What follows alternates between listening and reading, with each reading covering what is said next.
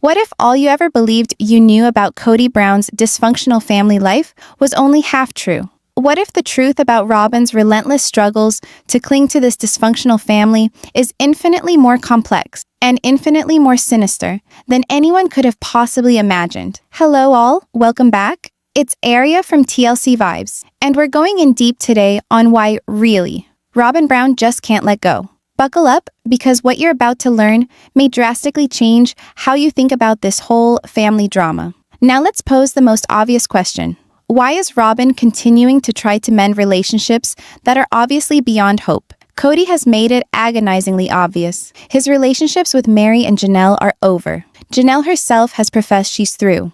And Mary? That relationship has been dead in the water for years. So what's Robin's motive here? Denial? Desperation? Or something more calculated? Before you make a decision, consider this. Robin may not be as naive as she seems. In fact, it appears increasingly likely that she's playing a far more sinister game. Is it possible that she's attempting to flip the script and make the world believe that she was the only one who was really devoted to the polygamous lifestyle? That she was the one who never abandoned it? Hooked yet? Because there's even more. So much more. Let's not forget what Janelle told us years ago. Robin tends to play dumb, feigning ignorance or amnesia. Is it real though? Or merely another level of manipulation? In a recent scene, Robin essentially pleaded with Cody to confess he never loved the other wives, only her. It's as if she has to have him say it out loud, over and over again, in order to believe it's true. She appears to need validation not only from Cody, but from the crowd as well. It's as if she's positioning herself as the last woman standing, the good, faithful wife who was working to save the family. Her daughter has even repeated the statement, stating Robin was the sole one trying to hold the family together. But there's the rub. Is this heroic persistence, or merely a flawlessly honed performance? And just when you believe you've witnessed it all, Robin seems to be employing this season as a comeback arc. But it's not working. Rather than winning sympathy, she's coming across as disconnected from reality, holding on to a fantasy that disintegrated years back. Don't forget, the pandemic was 5 years past. That has been 5 full years since Cody's connections to the original wives were severed entirely. Even Robin herself confessed to a pastor that she and Cody are monogamous today. So why all of a sudden pretend they can fix the past? Still with you? Good. Because this is where things get really interesting. Christine has moved on and got remarried. Mary has been officially released. Janelle has made crystal clear there's no going back. But Robin keeps returning to this tale, as though she is attempting to persuade us all that something can still be salvaged. Why? Because if she doesn't keep pressing this loyal sister-wife tale, then the responsibility for the breakdown of the family may begin to fall exactly where she does not want it, on her and Cody. The deeper truth, Robin could be employing this very public breakup as her exit strategy. I never wanted it to be like that, she can claim. But everything suggests that what she desires is the image of togetherness over the actuality of it. Because if she really cared about Cody's happiness, she'd accept that he's made his decision. But not instead. She seems to be trapped in a cycle, one in which she must have Cody continually reassure her of his love, and one in which she never has to own her part in the family's downfall. Still not persuaded? Let's strip back another layer. Robin's emotional validation requirement is apparently bottomless, but she engulfs it in the cushioned wrapper of sorrow and bewilderment. When she's caught out, she acts the victim. When the pressure's on, she deflects attention. And at the bottom of it all, a possible financial motive? Sustaining the illusion of being included in the whole family might retain access to common resources, common attention, and a common image that colors her as the long-suffering, devoted wife. It's draining to read, and for everyone around her, most likely even more draining to endure. Meanwhile, Cody isn't only coping with relationship failures, he's also been rejected by 3 wives at once and is estranged from most of his own kids. And to whom does he go for solace? Robin. Always Robin. And that is perhaps the most revealing hint of all. Let's discuss the identity crisis Robin Brown can't seem to shake. She held on to the fantasy of polygamy, a life full of connectedness, meaning, and shared sisterhood. But what she is left with is not what she had hoped for. Once, Robin was living high as the favored wife, the one who had Cody's complete attention and, more importantly, control over the rest. But now, That fantasy has been destroyed. The other women have departed. They've got their identities back, their peace, and their self-respect. And Robin is left with a man who no longer has to hide her misery. Still reading? Because the next part hurts. The reality is, it was never Cody keeping the family together.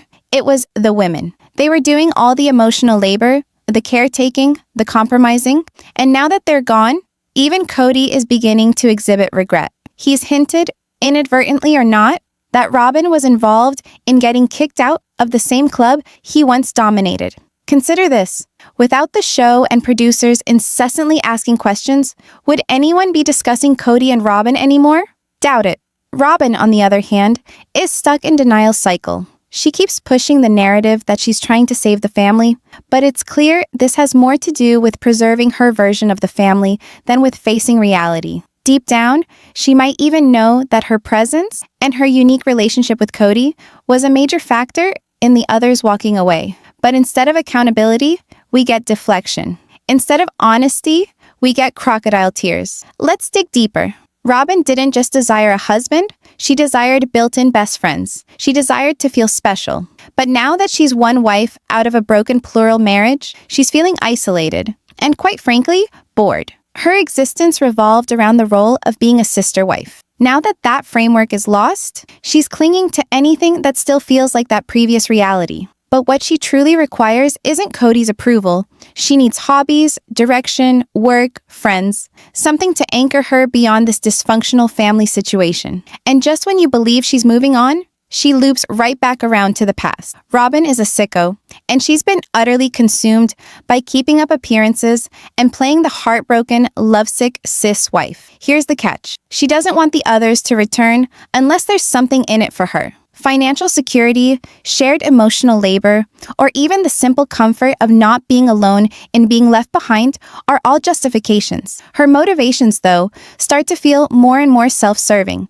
rather than truly desperate to save a family. Let that sink in. She refuses to accept the very things Cody has uttered, often cruel, often fatal, that have rendered reconciliation unfeasible.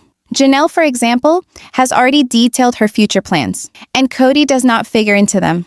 Robin, on the other hand, appears to be afraid of being Cody's one and only default. She had wanted the benefits of polygamy, emotional support, joint child raising, attention diffused. Now, the truth she is confronted with is harsh. She might very well have to provide for herself, and even Cody is pulling away now. He's accused her, displayed frustration, and yet, Robin holds on to this delusion where she was the only one who ever counted with him. She wants to hear it.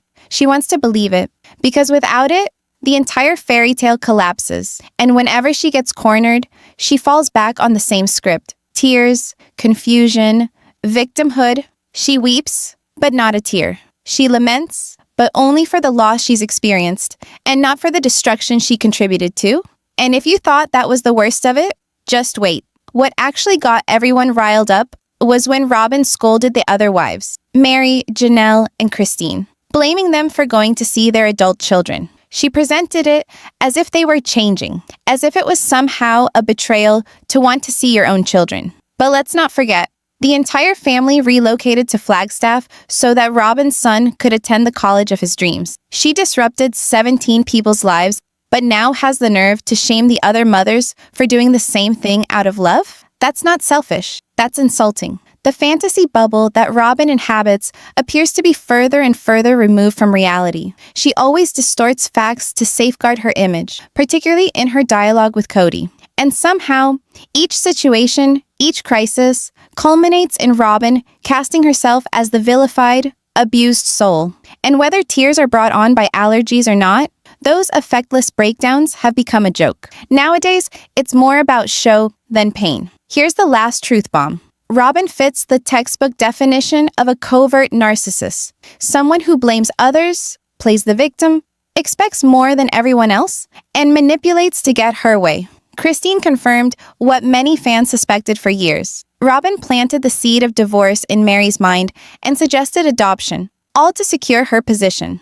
Cody, blinded by loyalty or love, or maybe just manipulated himself, became her enabler. They've both created a dysfunction feedback loop, where they both get to play the parts, victim and savior, martyr and protector. And perhaps Perhaps they're exactly right for each other. At this juncture, viewing Robin and Cody pretend house is no longer a family saga, but a black comedy, complete with a narcissistic heroine and her emotionally arrested kingdom. Let's discuss flying monkeys, favoritism, and a woman who rewrites history in order to guard her paper-thin reputation. Robin delights in portraying herself as the victim, but she was instilled from day one to never finish second best. Her own mother, scorched by polygamy, taught Robin to be a first-place demander. And that's precisely what she held on to. She didn't want Cody to get too cozy with his older children from the first wives because secretly, she was afraid of being replaced, emotionally, financially, or otherwise. And where are the OG wives? In the dust. Mary, to name one, should have been demanding alimony, child support, and her fair share of property.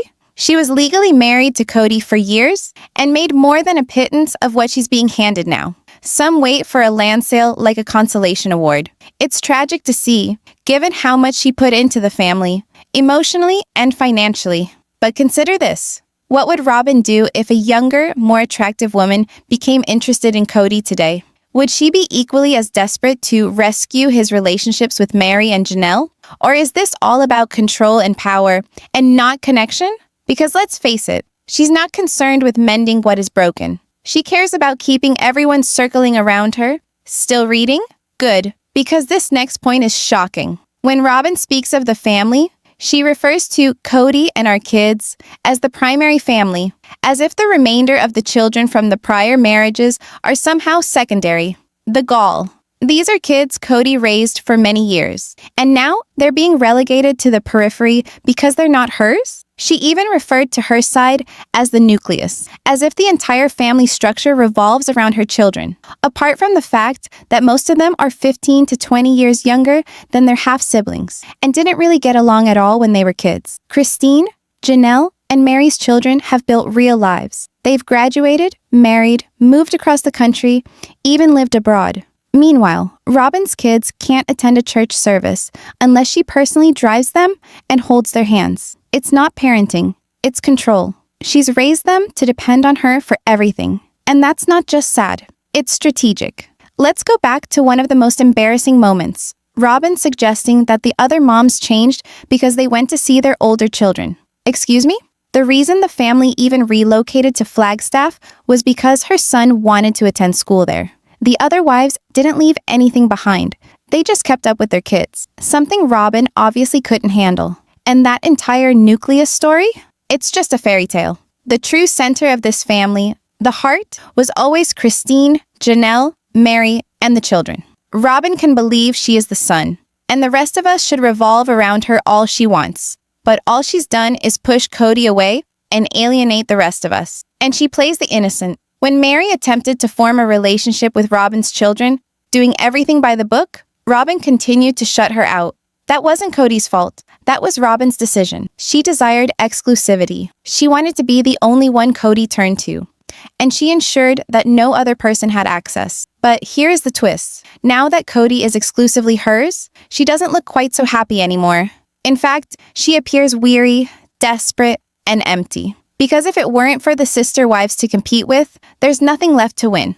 Robin has long considered herself the favorite, the center, the queen bee. And worst of all, she knows it's wrong, but keeps lying about it anyway. Perhaps that's why her adult kids haven't launched. Perhaps they're afraid to leave the only system they've ever known, where mom calls the shots and the outside world is the bad guy. But if they could see how wonderful the OG kids have turned out, perhaps they'd see just how much they're missing. And as Robin's playing gatekeeper, Cody's world is collapsing. He said that the other wives are through, but Robin won't drop it. She insists he tell her he never loved them, just her. It's all about being special, even if the others are gone. She's got him cornered, worn down emotionally, and constantly reassuring her illusion. And I wish to goodness Mary would wake up. Mary might have attended college, traveled, begun a new book of life years ago. She waited instead, on holidays, for acknowledgement, for connection that never materialized. She was alone during COVID. And Robin? She used the same old songbook, acting concerned while doing nothing to assist whatsoever. Even Mary has said she doesn't trust Robin. And quite frankly, who can blame her? You want to know the moment that really revealed Robin's desperation? That embarrassing goodbye diary she pulled out on moving day. The stilted sentiment, the ill-timed, smelled of insecurity. She wasn't bidding farewell to a home. She was holding on to a fantasy. And now that the OG three wives, Christine, Janelle, and Mary, are no longer contributing financially, Robin's insecurity is real. She's embarrassed herself by shooting with Cody in segments that look more like cringeworthy infomercials than family updates. But let's be real, no one else will film with them anymore. And this is the kicker. Robin required Cody to publicly acknowledge he did love the other wives at one time. Why? To shield herself from the claim she married up for the money. But deep inside, that's what lingers as the accusation, isn't it? The fame, the attention, the perks of being the chosen one. Her constant demands on working it out were never about harmony. It was about appearance and domination. And let's not excuse Cody. Yes, he's bitter and angry, but what is he angry about? Robin. Christine pleaded with him, "Just let me go." But whereas she was ready for freedom, Robin was in his ear whispering, telling him to keep the illusion going because no sister wives equals no show, no brand, no empire. Hang in there. It gets worse. Robin enjoys hearing Cody tell her that he never loved the other wives. That's her power trip. That's how she reasserts dominance. That's how she retells the story so she can be both the victim and the victor. And when Maddie gave birth to her baby, Robin couldn't one-up a grandchild, a new son-in-law, and a new tide of happiness. So she relocated, quietly, on purpose. Distance became her defense strategy. Jealousy disguised as pragmatism. She used to say that other wives changed when they began putting their grown children first. Excuse me? Their children are the family. What sort of mother believes that enjoying your adult children is a betrayal? Robin isn't missing the mark. She's rewriting the entire book. And Cody? He goes along with it. He blames the children for being poisoned by their mothers, conveniently forgetting that his blatant favoritism and emotional neglect did much of the poisoning. He's still playing the victim card over his pride, while disregarding the devastation left in its wake. The man's ego has been in your face for years, and the separate residences only made the truth impossible to conceal. Cody got to decide where to spend his time, and the kids witnessed everything. And then there's Christine, positively radiant as she prepares for her wedding. Her joy is evidence that the decision to leave was the correct one. She discovered her fresh water after years of dryness, while Cody's left stuck in the spin, unable to do any real thinking. And Mary? She wasn't the bad guy. She was faithful to a fault, and at last called out the deception. I hated Robin. Now, I really feel sorry for her. Cody isn't only emotionally unavailable, he's become otter. The prospect of being married to him now is intolerable. But Robin isn't only enabling him, she's choreographing the entire dance, coaxing him into the curly girl method while he breaks down emotionally.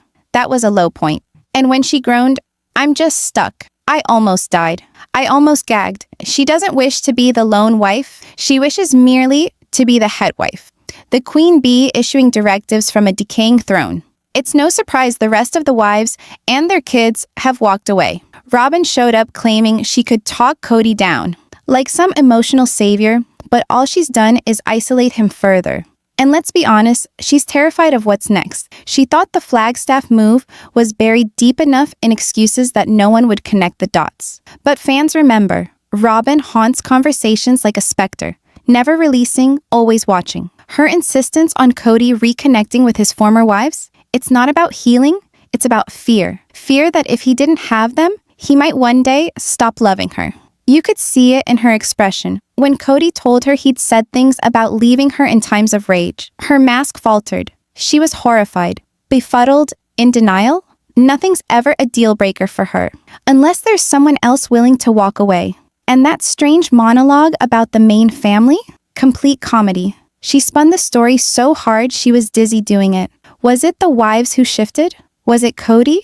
Was it all of us? Someone other than her, naturally. Robin's always the saint in her own tales, never the reason for the mess. But the OG3, they didn't need her. They'd had robust, self-sustaining families years prior to Robin arriving with her tissue box and her victim mentality.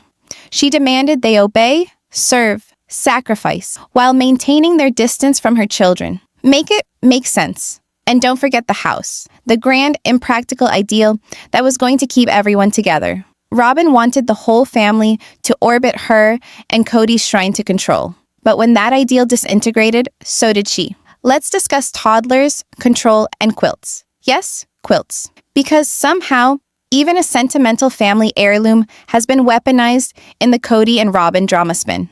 In Robin's idea of family, all things have to center around her and her younger kids. Everyone else? Guess. The older children, the ex-wives. Even Cody's common past, dismissed in favor of her delicate fairy tale. Seeing Robin attempt to be queen, while Cody stumbles about like her fool, is sad instead of amusing. I really pity their children, having to grow up in this distorted fantasy of what family will be. But nothing readied us for the quilt debacle. Of all the petty, vengeful things Cody has done, and let me tell you, the list is long. Asking his shirts back from a memory quilt Mary lovingly created might top them all. That quilt wasn't simply material. That quilt was a scrapbook of decades of marriage, of life, of a family built from the ground up. And he asked for the shirts back? Please. If most of us were Mary, those shirts would have returned as ash or confetti. Robin pretended to covet the quilt. But come on, Robin is a hoarder, not a romantic. She doesn't covet the memory. She covets possession. She covets all things Cody ever touched, wore, or breathed into. And Cody, her faithful enabler, is more than eager to comply, because it creates the illusion of control for him. But here's the twist. Mary dismantled the quilt. And frankly, that was the perfect petty revenge. Chef's kiss. Robin never did like the history of the family because it reminded everyone she was absent. She visibly squirms anytime the first wives start talking about life before she showed up. But now that there's just her left, she's trying to change the script, playing as if she's the center of attention all along. As if she and Cody were the stars of the show day one. Mary, though, wasn't having it. She let him know the quilt was Cody's initiative to begin with, which made his remark about another wife wanting every shirt that much richer in irony. I mean, come on. Who else is going to want honeymoon shirts of Cody and Mary's nascent years? Robin, that's who. Always fabricating a memory that never took place. At this rate, she'll be photoshopping herself into their wedding photos next. Robin claims she doesn't control Cody. Cody, meanwhile, literally said Robin made him stay with Mary for years. The mental gymnastics here are Olympic level. And now, Cody's turning on her too. In classic manipulation fashion, his sentences start with, "I'm not blaming you, Robin," and end with him absolutely blaming her. And here's where it all starts to unravel. With Janelle, Christine, and Mary absent, Cody has no one to target. The only viable target left is Robin. Eventually, the narcissistic twosome will self-destruct. And for real, I wouldn't be surprised if Cody attempted to spin off a new reality television show just to reboot his image. In the meantime, Robin's hanging on to her adult children like life preservers. Unlike the other wives whose independent children became that way, Robin's strategic maneuver has been keeping her children needy and at home. She can't afford to lose control. Not over them, and definitely not over Cody. Cody, meanwhile, is fighting. He's not the big man in his own little kingdom anymore. He's bitter, lonely, and unraveling, prolonging drama with Mary because he misses dominating, not loving. He misses someone to guilt trip, gaslight. No wonder he can't let go.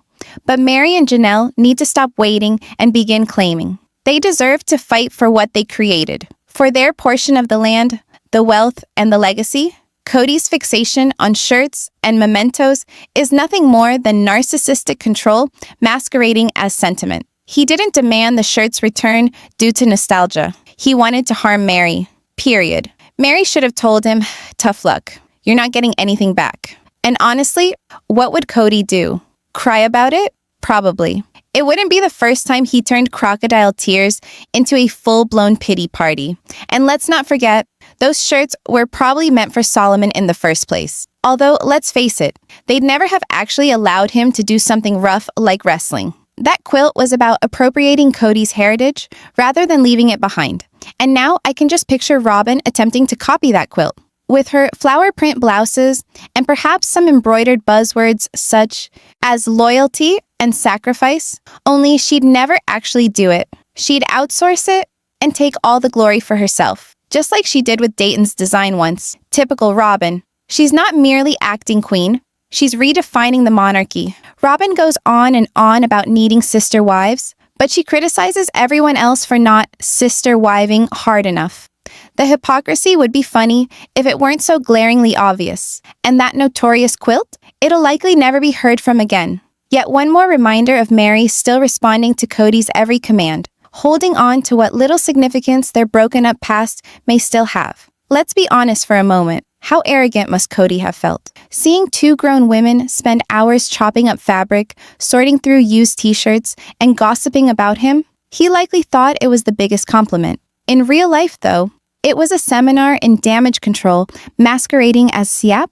If Mary actually wanted to be petty, she would have sent the quilt back via book rate mail and included a glitter bomb as garnish. Or better still, she might have slid up those shirts into rags for mechanics or created handkerchiefs for Robin's perpetually flowing crocodile tears. You know, the ones that mysteriously materialize each time she's caught red-handed, but never once during times when they might really count. Let's be honest, Mary could have simply said, "What quilt?" and explained to Cody that she melted it down, just as he melted down her wedding ring. The absolute pettiness of Cody wanting pieces of t-shirts that had already been dissected is amazing. That wasn't about the quilt. It was about control. Even if Leon didn't care about the quilt, Mary should have said it went to him. For the truth is, it is more rightfully his child's than a man who has only let his family down. Consider this. Did any of Cody's original children even desire the quilt? Perhaps Gwen or McKelty used to have a bond, but most of those attachments are worn threadbare now.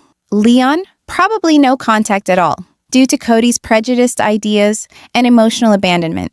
And yet, Cody has the nerve to demand complete respect and admittance to his belongings. Seriously, what Cody likely anticipated was the entire quilt, painstakingly returned. What he received instead?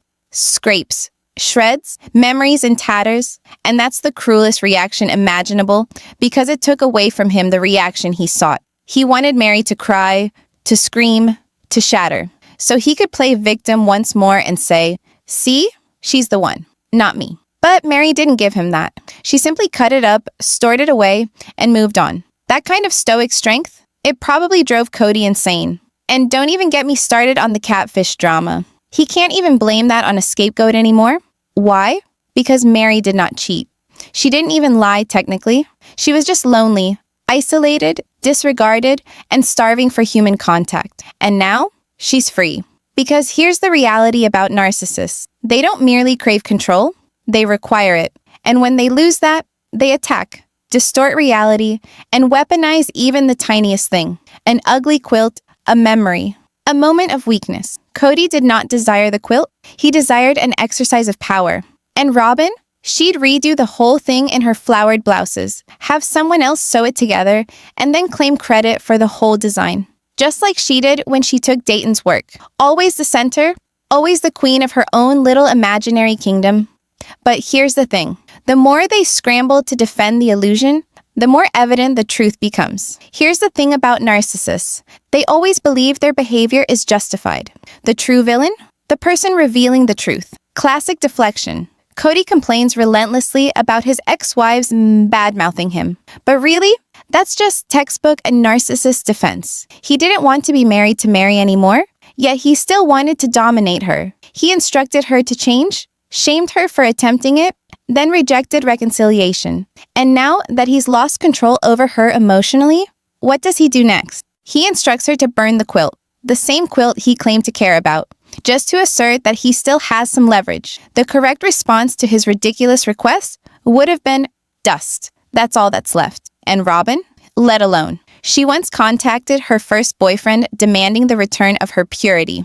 If that's not petty, I don't know what is. And then there's Cody informing Mary that she'd been mean to him for 20 years, and that she'd have to wait another 20 years to get forgiveness. Can you believe it? Not even 20 minutes would be worth that kind of emotional torture. Mary, having finally walked away, was moving, long overdue, and damn right correct. But the misogyny she suffered, the internalization of all the blame. Savage. She took his vicious put-downs without ever once having a mirror to reflect them back at him. And all the while, Cody and Robin held out baby fantasies and soulmate illusions in front of her face while melting down her wedding ring behind her back. Manipulative does not even begin to cover it. Even if Mary had her flaws, Cody's behavior was far worse. He used those flaws as permission to be awful. She was never going to win the wife wars, not with the rules constantly shifting to favor Robin. And yet, Cody has the audacity to call himself a Christian. What we're witnessing is a narcissistic, whiny hypocrite parading as a wounded man. Let's not forget, he literally informed Mary that he was going to make her suffer for 20 years because she bruised his ego. That is not healing, that is vindictive, that is sick. And the pieces of his shirt, that's not sentimental, that's control. He didn't want part of the quilt, he wanted to take back the story. Mary's best comeback? Come get it in Utah. I'm cleaning out. Because only Cody will attach importance to those pieces of fabric. Not even Robin. And you just know he'll toss them out the first time they're no longer relevant to his agenda. Watch. It won't be long before Robin tries to recreate the quilt herself and insert her own storyline. Just like that creepy family photo implying Cody was the father of all her kids. Imagine, here's the shirt Cody wore on his honeymoon with another woman who he's divorced twice. It's laughable. So, in short, Cody's demand for the quilt wasn't about memories. It was childish, petty, cruel. Mary's last reaction should be, no, go quilt yourself. And Robin, for real, she's prettier without the banana ringlets and all that overdone face paint. That doesn't alter the reality, though, that we've had far too much wedding video recycled this season. The Robin and Cody show, it's dull, but somehow we can't help but watch. Like a slow-motion train wreck. If Mary was really finished playing nice, she'd inform Cody he can have his piece of shirt scraps when she receives her melted wedding ring, or the Coyote Pass payoff. Until then, F Cody's quilt. It was Mary's memories, not his control freak fixation. What do you think down in the comments? Was the quilt stunt Cody's lowest point? Or is there still worse to come? And don't forget to like that. Subscribe to TLC Vibes and ring that notification bell so you'll never miss another dive deep. Thanks a million for watching, and until next time, take care and lots of love to you all.